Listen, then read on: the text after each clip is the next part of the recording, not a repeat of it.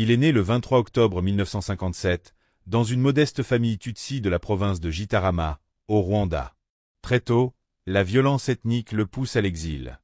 À peine âgé de 2 ans, Paul Kagame fuit le pays avec ses parents, rejoignant l'Ouganda comme réfugié. Mais dans ce jeune exilé silencieux brûle une flamme. Celle de la revanche. Celle du retour. Dans les camps de réfugiés, l'enfant observe. Il écoute. Il grandit. Et il apprend la discipline du silence, du calcul et de la guerre. En 1979, il rejoint les rangs de l'armée ougandaise aux côtés de Yoweri Museveni. Il participe à la guerre de brousse qui renversera Idi Amin Dada. C'est là qu'il devient stratège. Fin analyste, excellent tireur, discret, loyal et surtout implacable, Paul Kagame se fait une place dans les cercles militaires ougandais. Il devient chef des renseignements militaires. En 1990, l'histoire bascule. Paul Kagame prend la tête du Front patriotique rwandais, FPR, un mouvement armé Tutsi qui lance une attaque depuis l'Ouganda pour rentrer au Rwanda. L'objectif ? Mettre fin au régime Hutu jugé discriminatoire et récupérer la terre natale. Le 6 avril 1994, l'avion du président Habyarimana est abattu. En quelques heures, le Rwanda sombre dans l'un des pires génocides du XXe siècle. Plus de 800 000 Tutsis et Hutus modérés sont massacrés en 100 jours. Pendant ce bain de sang, Paul Kagame garde la tête froide. Il mène ses troupes à travers le pays et reprend la capitale Kigali. Le 4 juillet 1994, le génocide prend fin. Paul Kagame vient de prendre le pouvoir. Mais il ne sourit pas. Il sait que ce n'est que le début d'une guerre beaucoup plus longue, celle du contrôle, de l'image et de l'influence. Officiellement, Paul Kagame devient président en 2000. Mais depuis 1994, c'est lui qui tient les rênes de l'armée, de la sécurité intérieure, de l'économie. Il restructure le pays. L'économie redécolle. Kigali devient une capitale propre, stable, presque futuriste. L'Occident applaudit. Mais derrière les gratte-ciel et les hôtels 5 étoiles, les critiques grondent. Liberté d'expression muselée. Opposants exilés, emprisonnés ou morts. Certains parlent de dictature 2.0, propre et numérique. Et surtout, il y a le Congo. Car Kagame n'a jamais caché ses ambitions régionales. Depuis les années 1990, le Rwanda est accusé de piller les ressources de l'Est de la RDC, sous prétexte de traquer des milices génocidaires. Il est cité dans plusieurs rapports de l'ONU pour son soutien à des groupes armés comme le M23. Des millions de morts. Des villes rasées. Des populations déplacées. Mais Kagame reste inattaquable. Il est le chouchou d'une partie de la diplomatie occidentale, en particulier des États-Unis et de certains cercles européens. C'est donc le vendredi 13 juin 2025 que tout explose. À 8h17 du matin, un tweet simple mais chargé comme une bombe. Rwanda, Paul Kagame serait mort. Annonce officielle en attente. Le compte ? Anonyme. Basé en Afrique du Sud. Mais en 12 minutes, c'est plus de 60 000 vues. En 1 heure, c'est #KagameDead en top tendance. Les internautes rwandais sont divisés, certains prient. D'autres espèrent. À Kigali, l'agitation est palpable. Aucune apparition publique depuis une semaine. Aucun communiqué. L'armée est visible près du Parlement. Des diplomates étrangers sont vus quittant la capitale discrètement. L'ambassade des États-Unis poste un message cryptique appelant à la prudence. Un silence officiel inquiétant. Sa mort, si elle est confirmée, ne serait pas qu'un événement national. Ce serait une onde de choc continentale, voire mondiale. Rwandais au Rwanda. Et le pouvoir est centralisé autour de Kagame. Il n'a pas de successeur naturel. Et le FPR pourrait imploser. L'armée pourrait se diviser. Et des opposants exilés pourraient tenter de rentrer. Le chaos est possible. Dans la région des Grands Lacs. Et en République démocratique du Congo, ce serait vécu comme une libération symbolique. Et des Congolais fêteraient sa mort comme la chute d'un oppresseur. Et les groupes armés soutenus par le Rwanda pourraient être affaiblis, ou devenir incontrôlables. À l'international. Et les États-Unis perdraient un allié stratégique. Et la Chine, déjà présente au Congo, pourrait renforcer son emprise. Et un vide géopolitique s'ouvrirait, et les vautours diplomatiques tourneraient déjà au-dessus de Kigali. Paul Kagame est un homme de guerre devenu homme d'État, mais dont la gouvernance a toujours reposé sur le contrôle absolu. Il a stabilisé un pays après l'indicible. Il a bâti une capitale moderne, attiré des investisseurs, révolutionné l'image du Rwanda à l'étranger.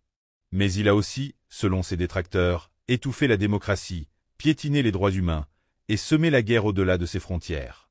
S'il meurt aujourd'hui, ce sera un soulagement pour certains, une tragédie pour d'autres. Mais une chose est sûre, le silence autour de lui en ce moment est lourd de sens. Globe sur la zone Europe-Amérique, les premières réactions internationales tombent. À Kinshasa, le palais de la nation reste prudent. Aucun communiqué officiel, mais dans les rues, la nouvelle circule comme un feu de brousse. Des klaxons, des cris, des prières. Certains dansent. D'autres pleurent, pas de tristesse, mais de soulagement. Un vieil homme crie dans une foule de limettes. Enfin! Peut-être que mes petits-enfants connaîtront une vie sans guerre à Goma. À Beni, Bukavu, Rutshuru, Bunia, les radios locales n'émettent plus que des bulletins spéciaux. Les groupes WhatsApp explosent. Les mères prient que ce ne soit pas une fausse alerte. Les pères disent « Si Kagame est parti, la paix peut revenir ». Français en France. Le Quai d'Orsay appelle à la stabilité dans la région et dit suivre la situation de près. États-Unis aux États-Unis. Le département d'État américain annule une réunion prévue avec des hauts responsables rwandais et exprime sa profonde inquiétude sur la succession du leadership à Kigali. Aux Nations Unies. Des diplomates reconnaissent off-record que la disparition de Kagame remet en cause l'équilibre sécuritaire dans les Grands Lacs. Une réunion d'urgence du Conseil de sécurité est convoquée. Il s'appelle Jonathan, il a 14 ans. Il vit dans un camp de fortune, juste à la frontière entre Goma et Gisni. Sa mère vend des beignets, son père est porté disparu depuis 2 ans. Quand la rumeur éclate, il ne comprend pas tout de suite. Mais il voit les adultes pleurer, les jeunes courir, les militaires s'agiter. Un homme dit à sa mère « Il paraît que Kagame est mort ». Jonathan regarde sa mère. Elle reste silencieuse. Puis, doucement, elle s'assoit à même le sol, ferme les yeux, et souffle. Peut-être que ça veut dire que tu ne seras pas soldat. Mon fils, il ne comprend pas encore le poids de cette phrase. Mais il sait que chaque nuit, il entend moins de balles. Et il ose rêver. Pour la première fois depuis qu'il est né dans la guerre. L'avenir du Rwanda est suspendu à un souffle. La vérité officielle tarde à tomber, et chaque heure de silence amplifie le chaos ou l'espoir. Mais une chose est sûre. Paul Kagame n'était pas qu'un président. Il était un symbole, un mythe, un démon pour certains, un sauveur pour d'autres. Et aujourd'hui, son ombre plane sur un continent qui, peut-être, entre dans une nouvelle ère. Kigali, 4 jours après la rumeur. Les drapeaux sont en berne. Les rues sont désertes. L'armée a pris le contrôle des carrefours stratégiques. La télévision nationale interrompt ses programmes. Puis, une présentatrice, vêtue de noir, apparaît à l'écran. Sa voix tremble. C'est avec une profonde tristesse que nous annonçons la mort du président Paul Kagame, survenu le 13 juin à 22h46 à Kigali. Un silence glacé s'abat sur le pays. Mais dans l'ombre, tout bouge. Les alliances se brisent. Les ennemis sortent du silence. Les calculs politiques deviennent frénétiques. Bombe le choc régional immédiat. Congo-Kinshasa RDC, Congo. À Kinshasa, le président Félix Tshisekedi convoque une réunion du Conseil national de sécurité. Les FARDC se mettent en état d'alerte maximale. Le ministère de la Défense émet un communiqué. Le peuple congolais doit rester calme. La situation est sous contrôle. Mais dans l'Est, les choses vont très vite. Le M23 commence à perdre du terrain, abandonné par ses soutiens logistiques.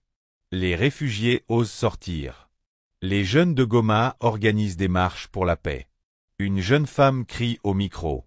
On n'a pas besoin d'armes, on a besoin d'écoles. Kagame est parti, notre avenir commence. Ougandais Ouganda. Yoweri Museveni, en place depuis plus de 35 ans, observe la scène avec nervosité.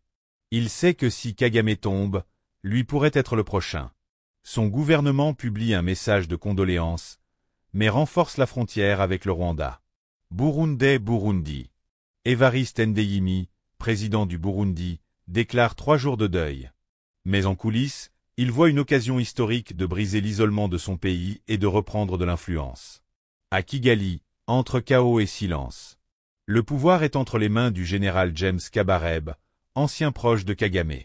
Il tente de contrôler les messages, d'éviter un coup d'État militaire. Mais au sein du parti au pouvoir, les divisions éclatent. Certains veulent une transition douce. D'autres veulent instaurer un régime plus ouvert. Et dans les rues, le peuple ne pleure pas. Il retient son souffle. Le retour des exilés. Des opposants en exil depuis 15 ou 20 ans reviennent discrètement à Kigali. Des journalistes, des activistes, des anciens cadres du FPR, des familles qui n'osaient plus mettre un pied au pays. Une scène marquante. Une femme âgée arrive à l'aéroport de Kigali. Elle tombe à genoux, embrasse le sol, et dit « Mon fils est mort en prison, mais moi je reviens libre. » 2 chemins devant le Rwanda. Avec la mort de Paul Kagame, le Rwanda se retrouve à la croisée des chemins. Pendant près de 3 décennies, il a dominé la scène politique sans partage. Mais aujourd'hui, son absence ouvre une brèche, une faille dans le système qu'il a si soigneusement verrouillé. Va-t-on assister à une renaissance démocratique? Ou à une explosion de tensions ethniques et de règlements de comptes? Le danger de la revanche. Paul Kagame a gouverné avec une main de fer. De nombreux opposants ont été arrêtés, exilés ou même assassinés. Certains Tutsis modérés, tout comme de nombreux Hutus, ont vécu dans la peur constante. Maintenant que le patron n'est plus là, certains anciens ennemis du régime se sentent en position de riposter. Des anciens militaires Hutus formés à l'étranger? Des activistes exilés aux États-Unis, au Canada, en Belgique? Des familles endeuillées par des massacres jamais reconnus? Tous ont une mémoire longue. Et tous savent que l'heure du règlement de compte peut vite sonner. Colombe, une chance pour la réconciliation? Mais un autre scénario est possible. Une génération de jeunes Rwandais, nés après le génocide, rêvent d'un pays libéré des chaînes de la peur. Pour eux, Kagame est le passé. L'avenir est ailleurs. Et dans l'ouverture. Et dans la liberté de presse. Et dans les élections libres. Et dans une justice équitable pour tous, pas à géométrie variable. Une voix s'élève dans les rues de Kigali. Nous ne voulons pas venger la mort de nos pères. Nous voulons un avenir pour nos enfants. Et dans la région? Congo-Kinshasa, le Congo. Beaucoup célèbrent la nouvelle. À Kinshasa, dans les rues de Bukavu, à Goma, des pancartes s'élèvent. Kagame est mort, la paix peut renaître. Mais attention. La disparition de Kagame ne signifie pas la fin immédiate du M23 ni de tous les groupes armés. Certains pourraient chercher à survivre seuls, ou se recycler en nouveaux mercenaires. Burundais, Ougandais, Burundi et Ouganda. Les 2 voisins vont tenter de reprendre le rôle de puissance régionale abandonné par Kigali. Ils vont chercher à influencer la transition politique, soit en soutenant un nouveau leader, soit en semant le trouble. L'analyse froide. Pourquoi certains pays se réjouissent de sa disparition? Un Congo-Kinshasa-Congo. Kagame est considéré comme le soutien principal du M23. Il est accusé de pillage de coltan, or, bois congolais. Il a affaibli l'État congolais pendant des années via des guerres par procuration. 2 Burundais Burundi. Et Kagame a accueilli et soutenu des opposants au régime burundais. Et la guerre froide entre Bujumbura et Kigali a duré plus de 5 ans. 3. La diaspora africaine. Il est souvent accusé d'être un dictateur de luxe soutenu par l'Occident. Beaucoup pensent qu'il a confisqué la mémoire du génocide pour en faire un bouclier politique.